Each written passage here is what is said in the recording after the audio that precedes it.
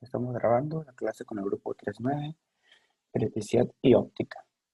Prepa hermano Flores Magón. Bien, jóvenes, la clase de ayer abordamos la primera temática de la unidad 3, que era sobre propagación, naturaleza y propagación de la luz. Así que era una unidad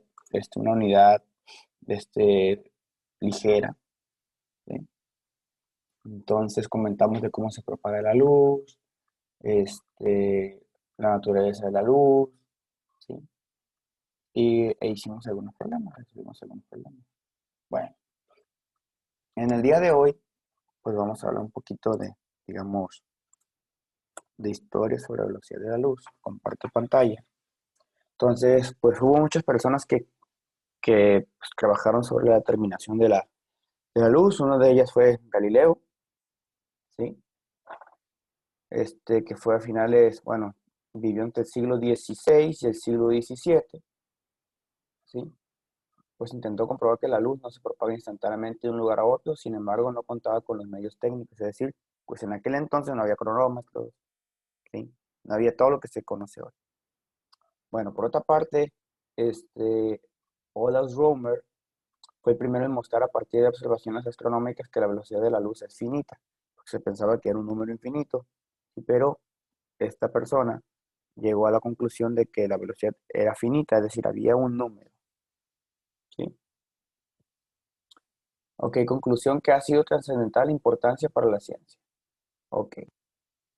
Otras personas que trabajaron alrededor de esto, pues estuvo el físico francés Fizeau, a inicios del siglo XIX, finales del siglo XIX. Él vivió básicamente casi todo el siglo XIX. Luego, por primera vez, medir la velocidad de la luz mediante una experiencia realizada en la Tierra. Pero la pregunta es, pues, ¿cómo lo hizo? Si no había, pues, muchas formas de medir. Entonces, lo que hizo fue determinó el tiempo empleado por la luz en hacer un recorrido de ida y vuelta entre la terraza de su casa y el vidrio de la ventana de una casa en la cual se reflejaba, que esta casa estaba situada en una colina a 8 kilómetros, entonces iba y regresaba, ¿no? Entonces eran 8 y 8, 16 kilómetros lo que recorría la luz. Ahora, pues bien, ya tenía la distancia y la pregunta, ¿y el tiempo? Ah, pues bueno, para terminar ese intervalo de tiempo, colocó una rueda dentada, ¿sí? Es decir, un engrane, ¿sí? Que giraba a gran velocidad delante del haz luminoso. Luego reguló la velocidad de la rueda de modo que la luz que pasaba entre sus dientes, ¿sí? Tuviera justo el tiempo de llegar hasta la ventana y volver antes de ser ocultada por el siguiente engrane. Es decir, estaba dando vueltas el engrane, entonces, antes de ser tapada la luz por el siguiente engrane que regresara, ¿sí? Conociendo la velocidad de rotación de la rueda, sí, porque podía conocer la velocidad de rotación de la rueda, ¿sí? Entonces pudo determinar la velocidad de la luz, ¿sí? Y llegó a un valor de 315.300 kilómetros, un valor bastante cercano al que conocemos actualmente. Sí, pero esto fue de una manera, digamos, arcaica. ¿Sí? Después Fulcan, en 1819, 1868, contemporáneo de Fizeau, perfeccionó el método de Fizeau, sustituyendo la rueda dentada por un sistema de espejos de rotación y obtuvo un valor de 298 millones, ¿no? Que es más o menos el valor que es actual, que es de 300.000, 3 por 10 a la 8 metros por segundo, ¿no? ¿Sí? 300 millones. Sin embargo, fue Michelson quien obtuvo un valor prácticamente al de hoy. Para proporcionar una idea de lo que representa ese valor, digamos que un objeto que se mueve a alta velocidad podría dar casi 7,5 vueltas alrededor de la Tierra en tan solo un segundo. Es decir, en un segundo, 7 vueltas puede dar a esa velocidad, ¿no? Pero ya comentamos que esa velocidad solamente es válida en el vacío. Si está en un medio, agua, aire, pues ahí va a cambiar, ¿no? ¿Sí? La velocidad de la luz en el vacío es constante independientemente de la velocidad de la fuente, es decir, la fuente que lo emita, pues no importa un poco lo que sea, ¿no? Pero en el vacío, tiene un valor de 3 por 10 a la 8, ¿no? O 300.000 kilómetros por segundo. ¿Sí? Bueno. Después dice, ok, dice, así, al ver los faros de un carro que avanza hacia nosotros, el sentido común nos dice que la velocidad de la luz que apreciamos debe ser la suma de la relativa al carro más la del carro respecto a nosotros. Sin embargo, en realidad es la misma, ya que este carro en reposo o en movimiento. Dice, en tal está la confianza que se tiene en la constancia de la velocidad de la luz en el vacío que se adoptó como una definición de un valor para ella. Y está bien. A partir de ese valor, en 1981, se redefinió el metro como longitud que recorre la luz en el vacío en un intervalo de tiempo. ¿Cómo está eso que se redefinió? Si ustedes recuerdan en su curso de mecánica 1, anteriormente el metro, la pulgada, etcétera, eran medidas de patrones. Oye, ¿cómo está eso de un patrón? Sí, por ejemplo, el metro, no sé, era la brazada de un rey de fulano país, ¿no? ¿Sí? O la pulgada era la pulgada de un rey. ¿Sí? Entonces, pues era difícil que todos pues, tuvieran ese patrón. ¿Sí? Y entonces, como ese patrón podría cambiar de persona a persona, ¿sí? Porque no era la misma mi brazada que la brazada, por ejemplo, de María Cecilia. Entonces, ¿qué hicieron? Pues redefinir el metro, ¿no? En función de constantes, es decir, cosas que no cambian de la naturaleza. Sí, eso es lo bonito de la física, que redefinieron el metro para ponerlo en función de cosas de la naturaleza. Y entonces quedó definida como 1 entre 299, todo esto de segundo, ¿no? Es decir, estuvo en función de la velocidad de la luz. Y al igual muchas constantes, por ejemplo, la masa se está redefiniendo, ¿sí? Porque si ustedes han leído en Sèvres, Francia, hay un pequeño patrón, que es una pequeña barrita, un lingotito de iridio, ¿sí? Una barra iridiada, ¿sí? Pero pues ya no pesa 1 kilo ahorita porque a medida que pasa el tiempo se va deteriorando el iridio y entonces ahora ya pesa menos que 1 kilo. Entonces hay que redefinir el kilogramo. Pero bueno, eso es otra historia, es de física un poquito más avanzada. Ok, dice, para medir las distancias astronómicas frecuentemente se utiliza una magnitud de longitud llamada año luz. ¿Sí? Por ejemplo, cuando le dice, es que tú estás año luz de fulano. Año luz, uno pensaría que, pues es año, ¿sí? Y piensa que es una unidad de tiempo, pero no, porque en astronomía año luz significa distancia. Entonces cuando dicen, es que tú estás a años luz de fulana cosa, ¿no? Sí, no se refiere a tiempo, se refiere a distancia, ¿sí? Que es la distancia recorrida por la luz en el vacío en un año. Es decir, en resumen, esa distancia de la luz, año luz, son 9.5 por 10 a la 15 metros, es decir, un chorro, ¿no? ¿Sí? Dice, la estrella visible más cercana de la Tierra es Alpha Centauri, y está a 4.3 años luz, lo que significa que la luz procede de ella, tarda 4.3 años en llegar a la Tierra. ¿Sí? Entonces, nuestro sistema solar se encuentra en la galaxia denominada Vía Láctea. Recuerden que hay muchas galaxias, ¿no? En la que vivimos nosotros es Vía Láctea. Es como si fuera, digamos, una colonia, ¿no? Que está Barrancos, que está Chapule, que está privada, que esto, ¿no? Entonces, en nuestro caso, nosotros vivimos en la Vía Láctea, ¿sí? Cuyo diámetro es de 100.000 años luz. ¿Sí? Porque imagínense que pusieran todo el metro, pues sería un montón de metros. Entonces es más práctico usar año luz que usar metro, kilómetro, yarda, etcétera, ¿no? Entonces en astronomía es más común usar año luz. ¿Sí? Y el Sol está situado a 30.000 años luz del centro de nuestra galaxia, de la Vía Láctea. ¿Sí? La galaxia más próxima a nosotros es Andrómeda. ¿Sí? Es otra galaxia, digamos que es el vecino de nosotros, ¿no? Digamos que viven en Tierra Blanca, y la colonia a un lado es la burócrata, ¿sí? O la Ignacio Allende. Entonces, nuestro vecino, la Vía Láctea, viene siendo Andrómeda, dista 2 millones de años luz, ¿sí? Por si quieren echarse una vuelta. Eso significa que si se produce una explosión en alguna estrella de esa galaxia, es decir, de Andrómeda, que explotara una estrella, ¿sí? No será sino hasta después de 2 millones de años que registraremos la explosión aquí en la Tierra. Es decir, que veremos las luces de la explosión. Ok, dice, en este capítulo hemos considerado dos de las cuestiones fundamentales de la óptica. Pues que la luz, ya habíamos dicho que es un conjunto, una combinación de todo el espectro electromagnético de la luz visible, que es lo que nos llega a nosotros. ¿Y cómo se propaga? Comentamos que se propagaba de manera rectilínea en un medio homogéneo, pero cuando el medio cambiaba, ya no cumplía eso. Vimos que la respuesta a la primera pregunta ha evolucionado a lo largo de la historia de la ciencia. Acuérdense que vimos la dualidad que Newton decía que eran partículas y después por otra parte Huygens decía que era una onda, ¿no? Y después dijimos, es que las dos funcionan, ¿no? Dependiendo qué queríamos explicar. Muchos fenómenos pueden ser explicados suponiendo que la luz es una onda electromagnética, pero la interpretación de otros requiere retomar el modelo corpuscular de Newton. Lo que le dije, pues, ni es una ni es otra. Depende del fenómeno que estemos estudiando, tal o cual teoría nos va a servir. ¿Sí? Entonces no hay una mejor que la otra. ¿Sí? Una sirve para explicar ciertos fenómenos de la naturaleza y la otra para explicar otros fenómenos, que no me permite explicar una, por ejemplo, la de Newton.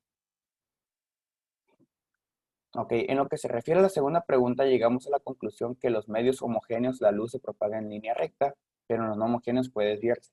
Un ejemplo sorprendente de este último caso lo constituye el fenómeno de la difracción. Si por otra parte, conociste que la velocidad de propagación de la luz no solo es finita, sino que además es constante, independientemente de la velocidad que la fuente emita, si es un foco, si es un perro, etc. En los siguientes capítulos emplearemos la respuesta a las dos preguntas anteriores. En el que sigue a continuación, la naturaleza de la luz no aparecerá como relevante, y al considerar su propagación trataremos los haces estrechos como líneas o rayos, y eso lo vamos a ver en óptica geométrica. ¿Sí? Bueno, como les dije, está muy ligera esta unidad. Entonces, para entrar más en calor, vamos a resolver este problemita, el 8. ¿Sí? Me chancita de aquí pegarlo acá en la libreta.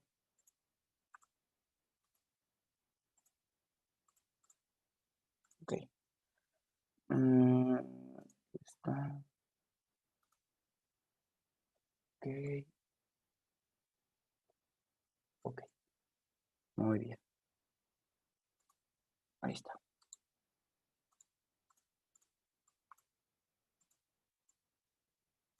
Que dejen comparto la libretita o el pizarrón si quieren verlo así. Ok. Entonces dice, está bien sencillito, ¿no? Dice la distancia de la Tierra y el Sol es 1,5 por 10 a la 11 metros, ¿no? Entonces tenemos que la distancia de Tierra al Sol es 1,5 por 10 a la 11. ¿Cuánto tarda la luz? Es decir, el tiempo en llegar, pues ya sabemos que la velocidad de la luz es 3 por 10 a la 8. Entonces, una manera de hacerlo, ¿sí? Es decir, pues bien, la distancia es la velocidad por el tiempo. ¿Sí? Porque la luz viaja a una velocidad constante. ¿Sí? ¿Esto por qué? Porque la luz viaja a v constante, ¿no? Y entonces el tiempo va a ser la distancia partido por la velocidad. De tal manera que esto va a ser 1,5 por 10 a la 11 metros entre 3 por 10 a la 8 metros segundo.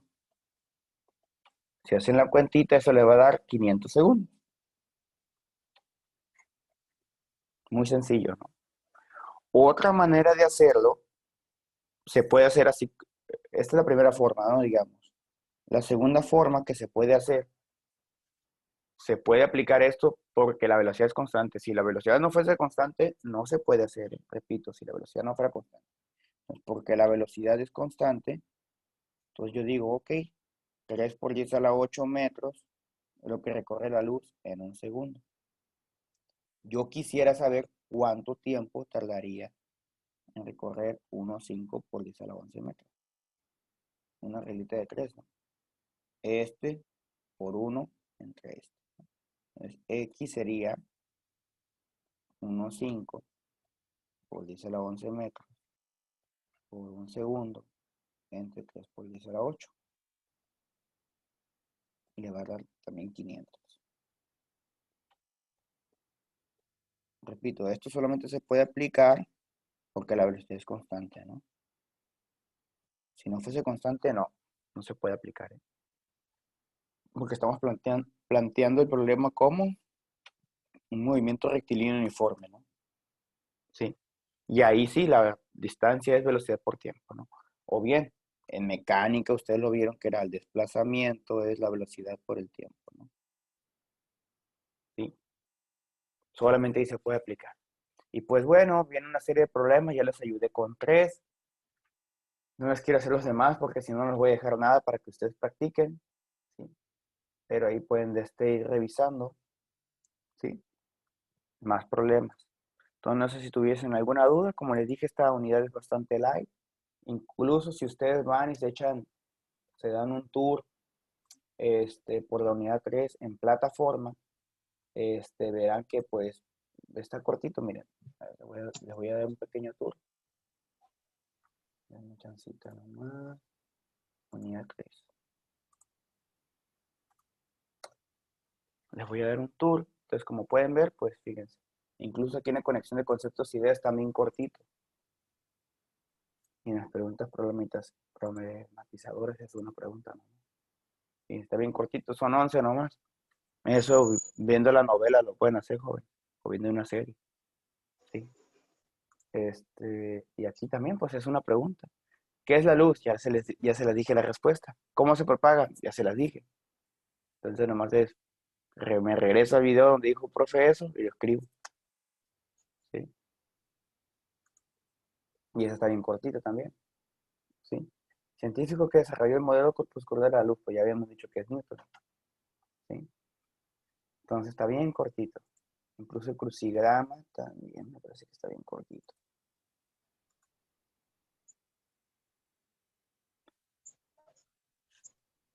Aquí está el crucigrama. También está cortito comparado con los de las otras unidades.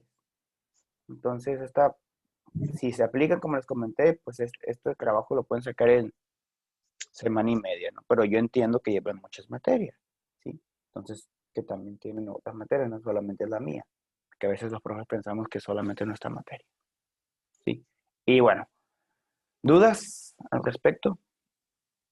No, si no hay dudas, les recuerdo, les recalco, les reitero y les vuelvo a decir que el día de hoy es la fecha límite para las actividades de la unidad 2 a las 6 de la tarde, ¿sí?